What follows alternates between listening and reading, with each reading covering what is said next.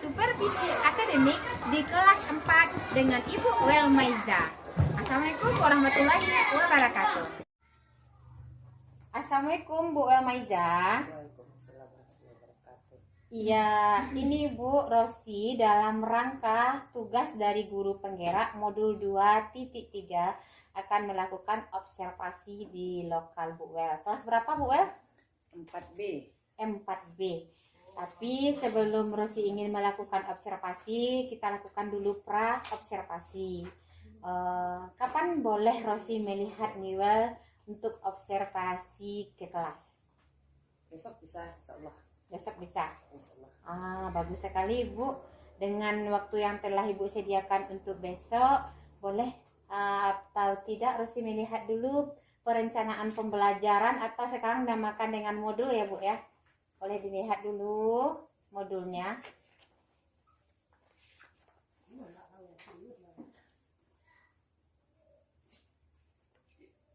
Nah, dari modul ini ada beberapa pertanyaan yang mau Rosi tanyakan kepada Ibu Welmaiza.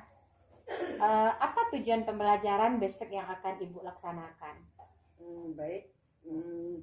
Untuk pembelajaran besok, rencana saya pada saat Bu Rosi mau melihat saya mengajar di kelas, saya mengajar pembelajaran IPAS, di mana tujuan pembelajarannya yaitu peserta didik mengidentifikasi tentang gaya. Peserta didik mengidentifikasi tentang gaya. Tentang gaya. Iya, mengidentifikasi tentang gaya. Nah, dari tujuan pembelajaran ini adanya yaitu mengidentifikasi tentang gaya. Dari tujuan pembelajaran ini, apa area pengembangannya yang ingin Ibu capai dari tujuan ini? Yang ingin saya capai, peserta didik tahu apa itu gaya.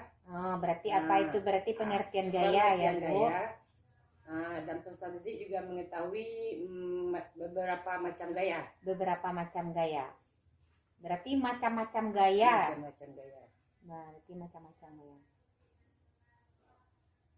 Ada lagi Bu, dari pengembangan ini yang dicapai, bentuk tugas akhirnya berupa apa ya Bu ya Bu ya? Tugas akhirnya nanti memberikan latihan. Ya. Latihan atau demonstrasi ke depan siswa dengan menggunakan media. Ya. Bisa juga. Berarti mendemonstrasikan macam-macam gaya ke depan kelas ya Bu ya Bang? Macam-macam gaya. Nah, dari pengembangan tadi yang akan Ibu persiapkan, adakah trik-trik atau strategi yang akan Ibu persiapkan atau langkah-langkah agar tujuan pembelajaran kita tercapai? Baik.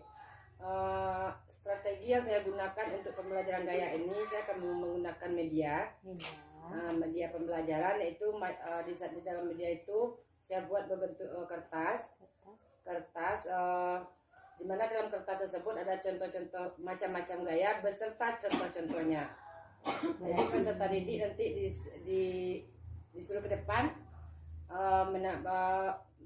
memposisikan mana yang termasuk gaya otot, gaya gravitasi bumi, dan lain-lainnya. Jadi mendemonstrasikan ya macam-macam gaya ke depan kelas. Mendemonstrasikan macam-macam gaya ke depan kelas. Nah, ada lagi Bu dari strategi ini? Untuk besok mungkin segitu dulu. Mungkin segini dulu ya Bu ya. Setelah anak mendemonstrasikan, kemudian menampilkannya ke depan, kemudian tugas akhirnya apakah ada LKPD-nya atau bentuk tertulis latihannya ada? Tertulis. Tertulis. Berarti berbentuk soal pilihan ganda. Adanya soal ya. Jadi kita berencana besok mau melihat Bu Wel ke dalam kelas karena ini namanya observasi akademik.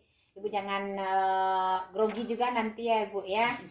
Nah, jadi besok kita ada penilaian yang akan dimulai besok itu apakah Ibu menjalankan aspek-aspek atau strategi yang kita bicarakan tadi. Oke Bu, kita bertemu besok. Semoga berhasil besok ya Bu ya. Makasih. Assalamualaikum. Waalaikumsalam warahmatullahi wabarakatuh.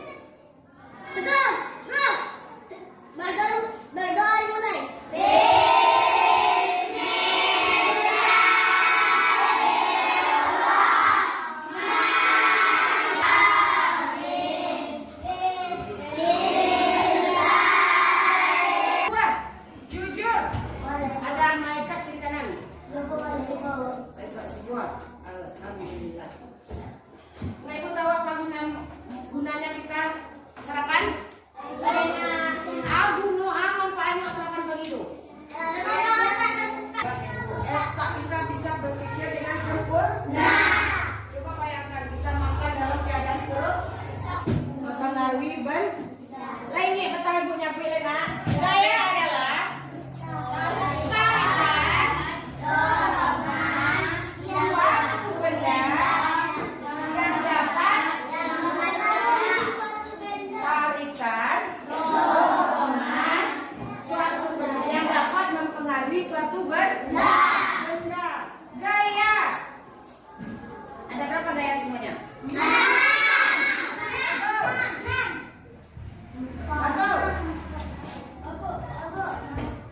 Satu. Gaya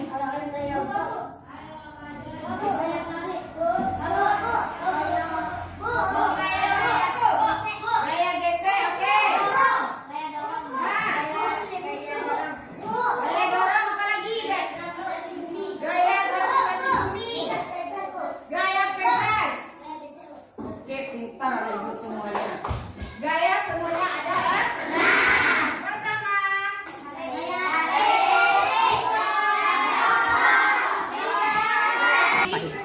Contoh gaya.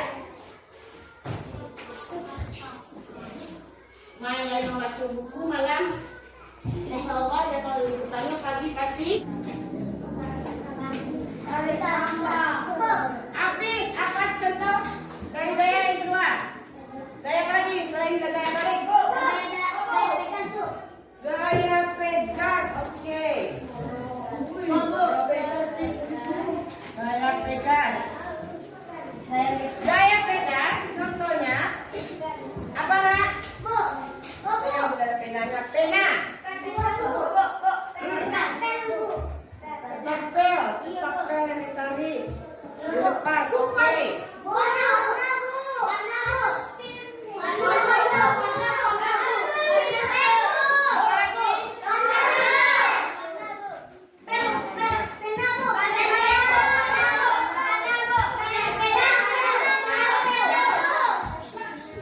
Tiga, apa yang ketiga gaya? Gaya.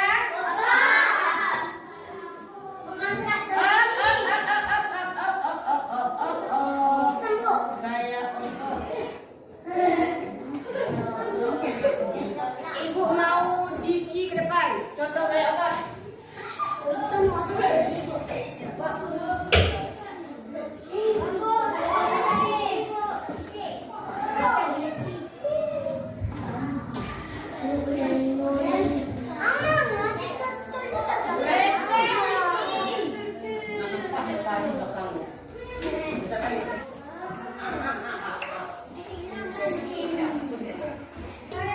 Karena ada gaya gravitasi bumi. Banyak kali contohnya. Lanjut kelima gaya. Gaya. Gaya gesek. Enggak kamu bilang kemarin gaya gesek. Salah satu contohnya. Ibu yang pandiki.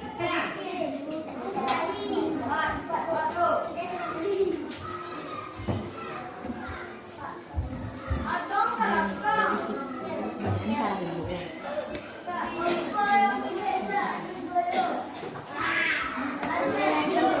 Tapi ya tanya ke kawan kiri kanan dong. Cuma ibu namanya ada pelajaran. Mata pelajaran. Nama mata pelajarannya apa? Lupa.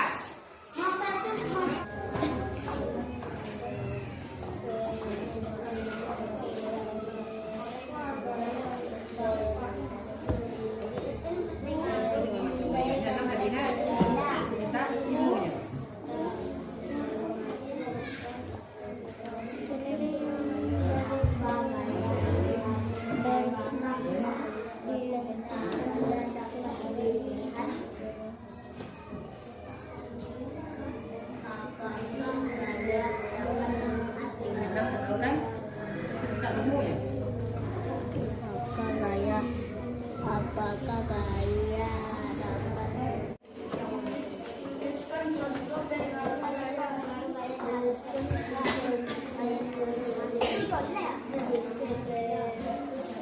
Lagi gimana? Ayo. Lagi.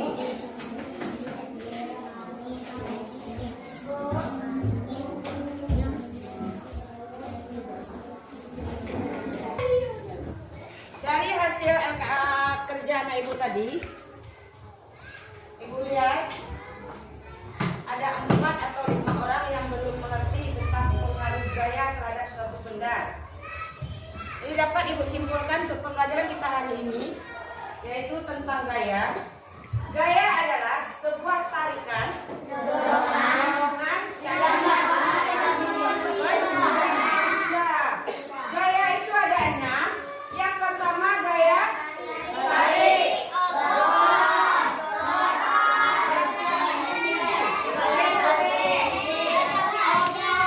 dan pegas.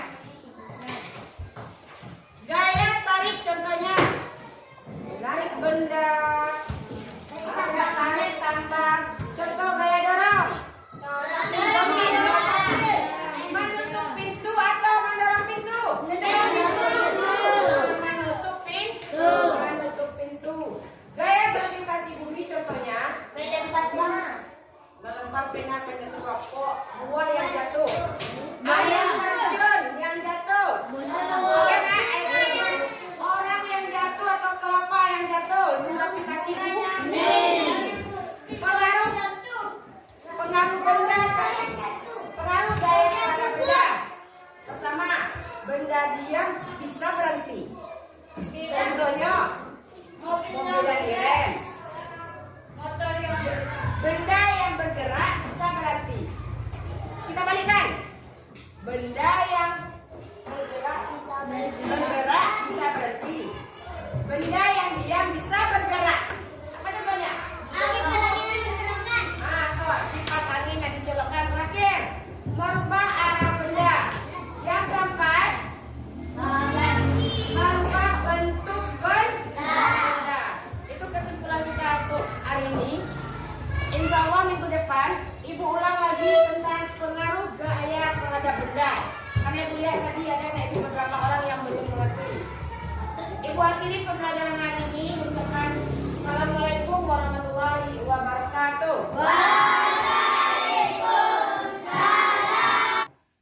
Assalamualaikum Bu Wel. Apa kabarnya hari ini? Alhamdulillah sehat. Iya, itu yang penting ya Bu Welnya sehat. Karena kalau kita sakit kita tidak bisa menghadapi siswa kita ke sekolah ya Bu. Begini Bu Wel, kemarin kita telah melakukan pra-observasi, kemudian sudah dilanjutkan dengan observasi. Nah, pada saat sekarang ini kita akan melanjutkan yaitunya pasca observasi. Nah, begini Bu Wel, kita sebagai guru waktu diobservasi pasti ada sesuatu permasalahan atau bagaimananya, belum tahunya kegiatan apa yang kita lakukan, atau cuman sekarang kami untuk memenuhi tugas kami sebagai guru CGP Angkatan 8 Kabupaten Tanah Datar, maka kami akan mengajukan beberapa pertanyaan untuk Ibu Welmaiza pasca supervisi ini. Pertama yang kami tanyakan, bagaimana perasaan Bu Welmaiza pada saat kami melakukan observasi? Baik, awal mula Bu Rosi meminta saya untuk menjadi Untuk yang dilihat untuk supervisi di akademik. situ timbul rasa grogi, rasa tidak percaya diri pada saat datang harinya mengajar di kelas. Mungkin selama ini saya hadapi siswa, tapi kali ini ada Bu Rosi dalam kelas, jadi sedikit grogi. Tapi seiring dengan berjalannya waktu, pada saat saya menerangkan pelajaran, semua rasa grogi itu hilang dengan begitu saja. Saya seolah seperti belajar seperti biasa. Jadi itu yang saya rasakan waktu micro teaching di dalam kelas bersama Bu Rosi. Alhamdulillah, luar biasa sekali ya Bu ya. Berarti hanya awal-awal saja kita merasa grogi. Tahu-tahu pas sudah dalam kegiatan pembelajaran, grogi itu hilang. Sudah seperti biasa sehari-hari dalam Seperti kita belajar sehari-hari. Ya siapapun akan seperti itu ya Bu ya.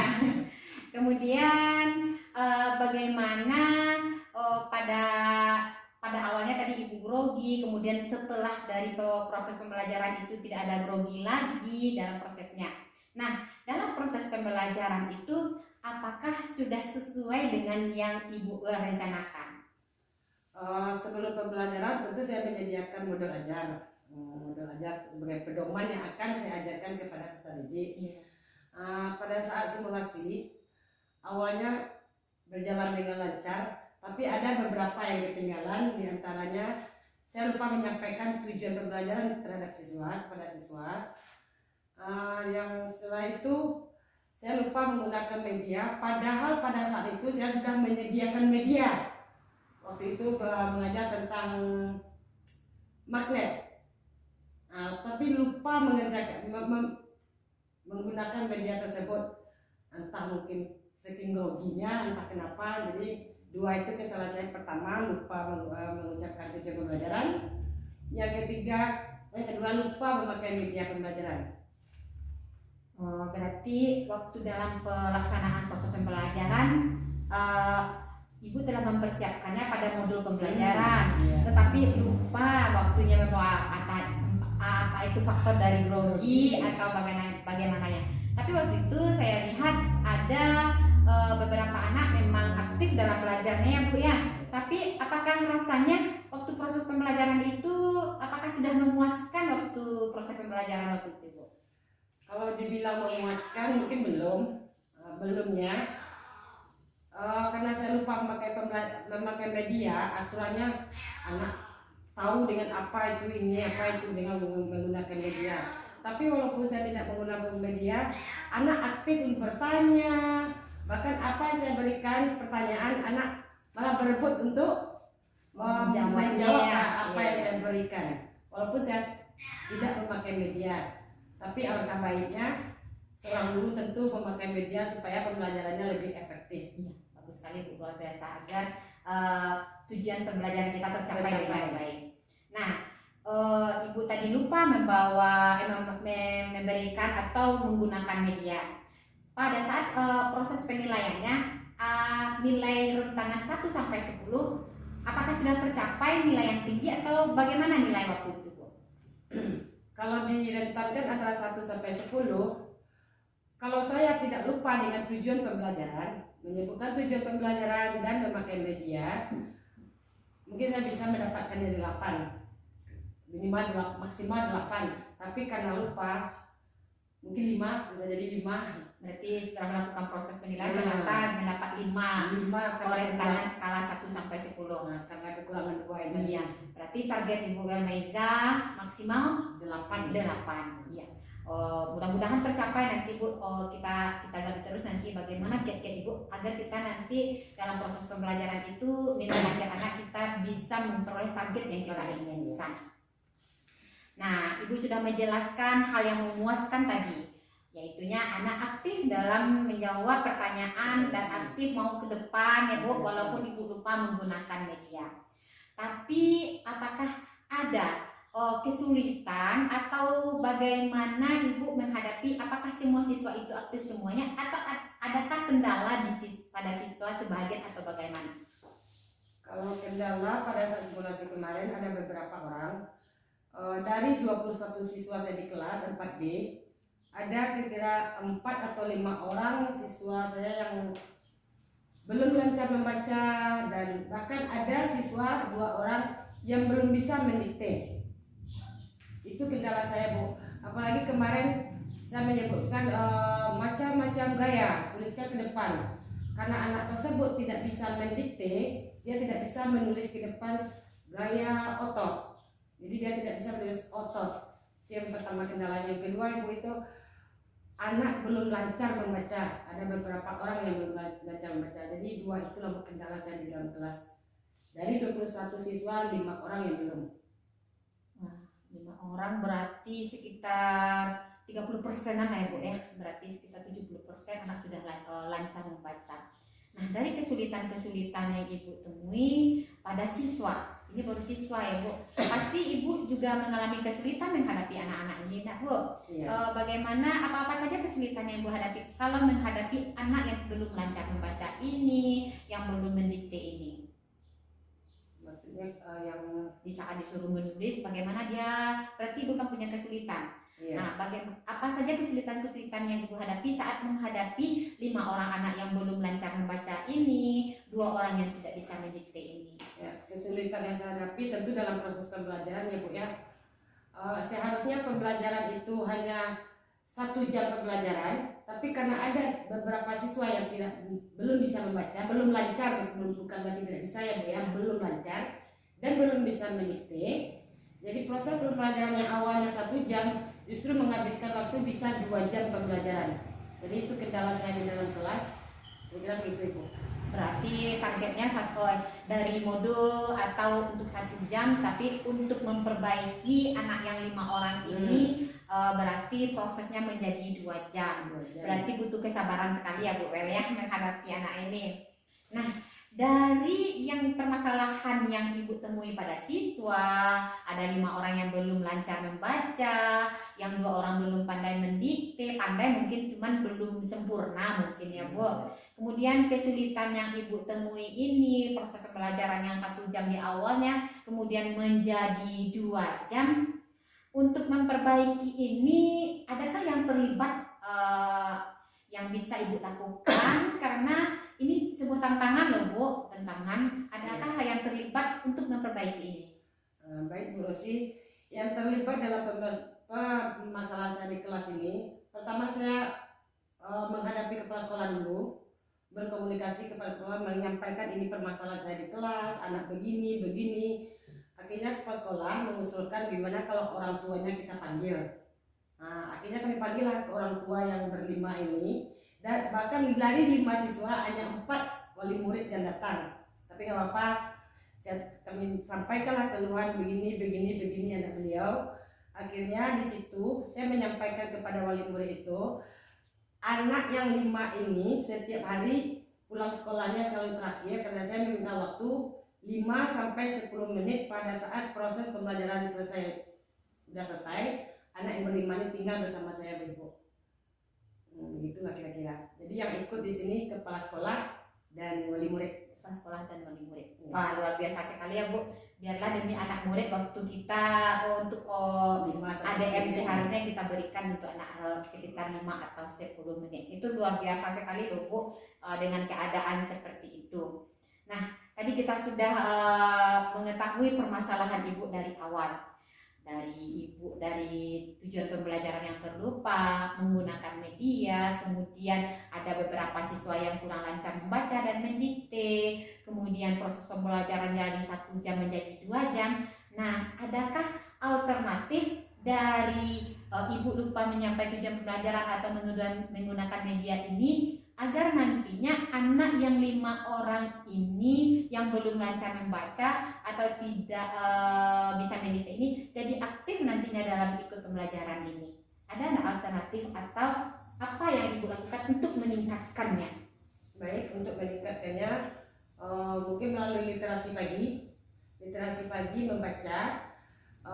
Biasanya bagi saya itu di dalam kelas saya menampilkan beberapa video khususnya dongeng seperti Maling Kundang. Siap tuh masing-masing anak harus menyediakan 1 buku literasi. Jadi setelah mereka menonton video yang saya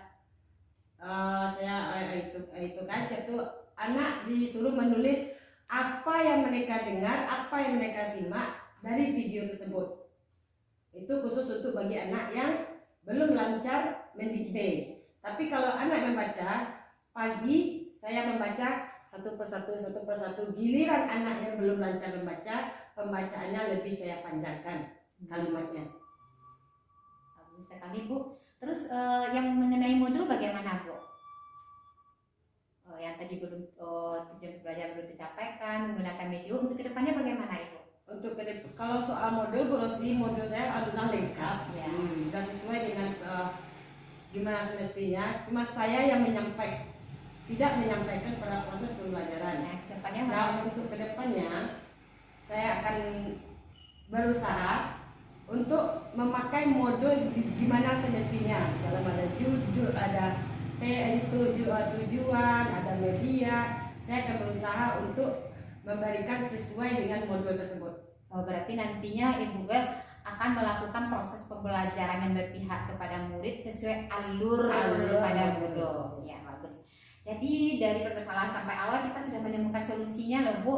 Dari 3 macam permasalahan tadi kita menemukan solusinya hari ini. Nah, pada hari ini alhamdulillah mudah-mudahan ya Bu, pembelajaran yang Ibu sampaikan tadi kesulitan di awal dan apa yang akan Ibu lakukan ke depannya mudah-mudahan tercapai. Tapi adakah tantangan rasanya Bu untuk menghadapi yang akan Ibu lakukan ini untuk kelanjutannya? Apakah ada tantangan hambatannya, misalnya nanti ada gangguan atau lampu mati atau bagaimana? Kalau tantangan di sini ya Pak Ibu ya, dari 5 siswa ini mereka itu gimana ya Bu, rata-rata mereka tinggalnya jauh dari sekolah. Jadi mereka pada saat proses pembelajaran sudah selesai, saya udah minta izin kepada wali murid, meminta 5-10 menit jam terakhir. Jadi kendalanya Pak Ibu, anak yang berlima ini rata-rata tinggal jauh, mereka takut pulang sendiri. Nah, jadi kendalanya di situ Pak Ibu. Jadi kadang ada orang tua yang jemput, kadang enggak. Atau kadang ada teman, sedangkan teman yang biasa sama pergi sekolah udah pulang.